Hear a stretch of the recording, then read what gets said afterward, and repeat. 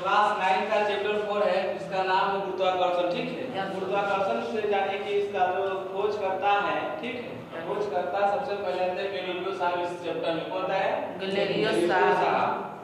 Galileo साहब का मानना था कि हम अगर तीन वस्तु को एक साथ छोड़ते हैं तो तीनों वस्तु क्या होता है? धरती के मतलब पृथ्वी पर एक साथ आती है। ठीक है, लेकिन हम लोग अपना जो एक्सपेरिमेंट किए, जब देखे उसको प्रयोग करके, तो क्या किए कि हम एक कागज का टुकड़ा लिए और एक शीशा का गोली लिए। वो दोनों चीज को छोड़ने के बाद क्या हुआ ना कि शीशा का जो गोली है पहले पृथ्वी के पास चलाया और कागज क्या इससे होते हुए पृथ्वी की ओर आया। तो इसका स्पष्ट होता है हुआ कि जिसमें ज्यादा द्रव्यमान होता है, ठीक है, जिसमें ज्यादा द्रव्यमान होता है उसमें क्या होता है? एक्सीलरेशन ज्यादा होता है, यानी त्वरण ज्यादा होता है। ठीक, जिसमें ज्यादा द्रव्यमान उसमें त्वरण ज्यादा होता है, और जिसमें द्रव्यमान कम उसमें त्वरण भी कम होता है। तो कागज और एक शीशा की गोली अपेक्षा सबसे पहले जो पृथ्वी पर आया कौन आया? गोली आया, शीशा का गोली आया। ठीक है, लेकिन इनका मानना था हुआ कि जब हम किसी वस्तु को एक साथ छोड़ेंगे तो सभी वस्तुएं पृथ्वी पर एक ही साथ आएंगे। ठीक है, तो सबसे पहले जानिए कि इनका जो जन्म हुआ 1564 में इनका जन्म हुआ। कितना? 1564 में जन्म हुआ और 1642 में हुआ। 1642 में मृत्यु हो गया।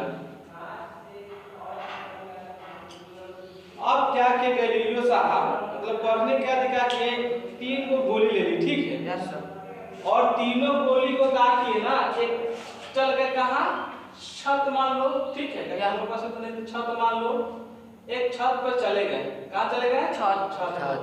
और छत पर से एक अनेक प्रकार की गोली गिरा है। ठीक है, जिसका किसी का द्रव्यमान 10 था तो किसी का 15 तो किसी का 20।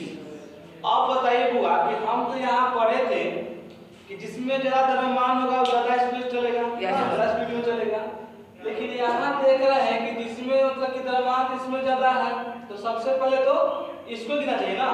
सबसे पहले इसको गिना चाहिए। तो जब ऊपर से छोड़े, जब वो गैलीलियो साहब का क्या हुआ ना, धरती पर तीनों एक ही साथ आया। क्या किए? तीनों एक ही साथ आया।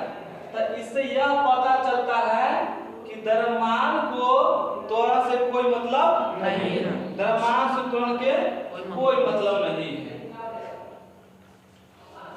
तो सबसे पहले हम लोग क्या करते हैं, त्वरण में बताते हैं। त्वरण का परिभाषा लिखा दिए कि संवेग में परिवर्तन की दर को, ये तो कर दिए हो गए ना,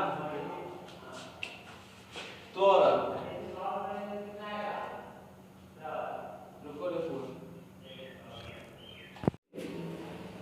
किसी भी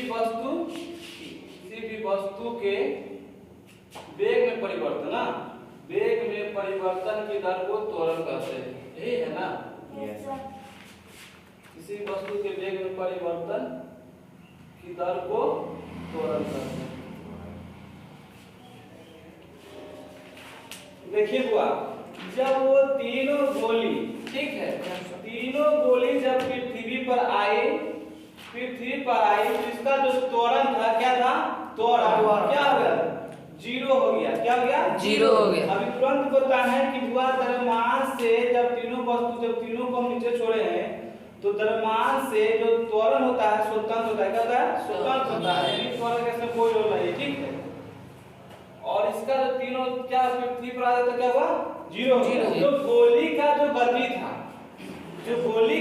था वो पृथ्वी तक आते जब पृथ्वी ऊपर से छोड़े ना, ऊपर से जब छोड़े तो इसका क्या था? जो जीरो था। ठीक है, जीरो था, धीरे मतलब कि आगे कितना 10 यानी तेजी होते चल गए। क्या? और एक बात रखिएगा, मतलब याद रखिएगा कि पूरा जो वस्तु का जो वजन होता है, ठीक है, जो वस्तु का वजन होता है वो धरती मतलब पृथ्वी के एकदम सीधा के लगभग लगता है। क्या लगता है? लेकिन एक चीज देखिए कि अगर हम लोग कागज और क्या कहता है, जब शीशा गोली छोड़ेंगे तो वो सीधा आएगा नीचे नहीं आएगा। गोली आ सकता है, कागज नहीं आएगा। कागज नहीं आएगा। चलिए देखिए क्या लिखा हुआ है, गिरती हुई वस्तुएं। ठीक है, कहने का मतलब हुआ नहीं कि जब वस्तु को ऊपर से नीचे क्यों गिराते हैं, इसमें क्या क्या होता है इसको देखिए। सबसे पहले कहता है कि पृथ्वी की ओर गिरती हुई वस्तु का त्वरण उसके द्रव्यमान से स्वतंत्र होता है। तुरंत बताया है कि पृथ्वी वस्तु उसके द्रव्यमान से क्या होता है, स्वतंत्र। त्वरण की दिशा ऊर्ध्वपात, ऊर्ध्वपात हुआ होता है ना, यानी पृथ्वी के सीधे, ठीक है, यानी पृथ्वी के जो की होगा ना लाइन, इसी को कहते हैं ऊर्ध्वपात। क्या कहते हैं, ऊर्ध्वपात। इसे कहते हैं ऊर्ध्वपात, नीचे की ओर होती है। त्वरण की दिशा ऊर्ध्वपात पृथ्वी के नीचे की ओर होती है, मतलब कि जो वस्तु जो ऊपर से गिरता है क्या होता है, सीधा एकदम नीचे पृथ्वी की ओर होती है, ठीक है। और इसका परिणाम प्रत्येक वस्तु के लिए समान होता है। इसका जो परिणाम होता है प्रत्येक वस्तु के लिए समान होता है, ठीक है। क्या होता है, प्रत्येक वस्तु के लिए समान होता है। उसी तरह गैलीलियो गैलीली साहब जैसा ही एक वैज्ञानिक हुए जिनका नाम था रॉबर्ट बॉयल। क्या था, रॉबर्ट बॉयल। वह इन्होंने अपने प्रयोग से साबित किया कि यदि हवा न हो तो समान ऊंचाई से एक साथ गिराए जाने पर भिन्न भिन्न द्रव्यमान की दो वस्तुएं पृथ्वी पर एक साथ पहुंचेगी। सही बात नहीं हुआ। आप कागज की बात कर रहे हैं, चाहे दो चीज लीजिए, कोई दो मार्कर लीजिए, ठीक है, और उसको द्रव्यमान कितना अगर बढ़ कोई दिक्कत नहीं है, ठीक है, और उसको क्या कीजिए कि उसको आप बंद कमरे में जहां हवा नहीं हो वहां अगर छोड़ते हैं तो दोनों साथ आएगा। क्या आएगा, दोनों साथ में आएगा, ठीक है। तो इन्होंने साबित क्या किया कि जहां हवा नहीं रहेगा वहां जब दो वस्तु को एक साथ गिराएंगे तो दोनों पृथ्वी पर एक साथ ही गिरेगा, एक साथ ही गिरेगा, ठीक। फिर कहते हैं मुक्त पतन।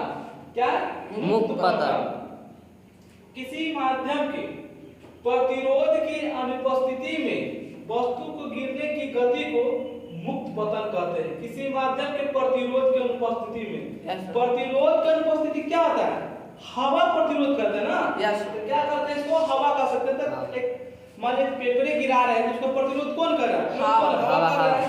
तो ये कहता है किसी माध्यम के प्रतिरोध की अनुपस्थिति में वस्तु के गिरने की गति को मुक्त पतन कहा जाता है, ठीक है। क्या कहता है, जहाँ प्रतिरोध होता है उसको जब वहाँ वस्तु गिरता है उसे क्या कहते हैं, मुक्त पतन कहते हैं। फिर आप कहता है मुक्त पतन त्वरण को, मुक्त पतन त्वरण को गुरुत्वीय त्वरण भी कहा जाता है, यानी मुक्त पतन त्वरण को भी गुरुत्वीय त्वरण कहा जाता है। और इसे जी से सूचित करते हैं, जिससे जी से सूचित करते हैं, जी से, ठीक।